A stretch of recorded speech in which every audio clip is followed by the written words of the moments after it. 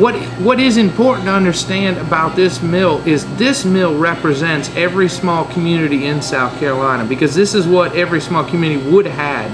What mills were really designed to do back in the day was every local would bring their corn to the miller, and the miller would take a portion for milling it for him. You know, he'd keep back so much of that corn as payment, and that's how the whole community came together. That's where you learned your local news. That's where you traded stories, and that's how the miller then had enough corn that he could mill, custom mill for other people and make his money.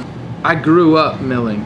I met a gentleman when I lived in the upstate named Jack Brock. He's a third generation miller, and he took me under his wings on the weekends and taught me to mill. And my father-in-law and my wife were the ones that said to me, they said, well, you love to mill, why don't you get a mill? And so they finally convinced me about 5 years ago, and it took 5 years to find the mill and restore the mill.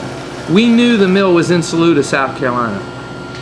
This is Saluda, South Carolina's original mill. So Mr. Lamar Berry, in the 60s, when the building was being taken down, he saved the mill, and he kept it. He saved that mill and put it in his barn in about 1963. And Mr. Berry then agreed over a series of meetings to entrust the mill to me.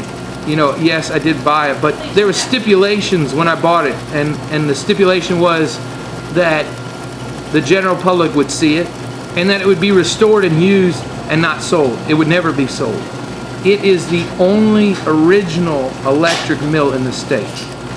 The Sandhill region of the Saluda never had the option to have water power, so that what they would have probably done is diesel or kerosene or hit and miss. You know, there was other fuel sources, but whoever originally put this one in Saluda, that is the original electric motor, that giant bomb, that 25 horsepower GE over there. But that's what kind of makes it unique, that it's all original, and we're only running all original equipment.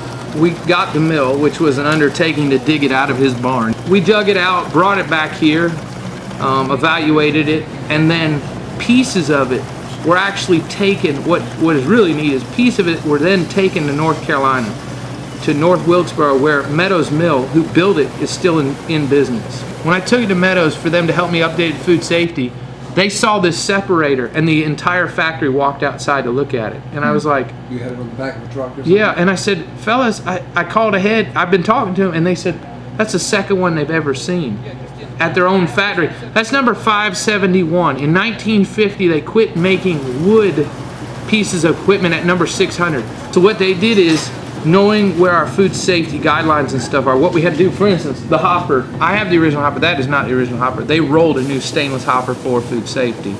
Inside, behind the pink granite stones, they put, stainless behind it as well. Anything that touches the food, meaning the corn, had to be stainless parts. No rusty metal, so everything was replaced, internal, that you can't see, to make sure it's up to 2011.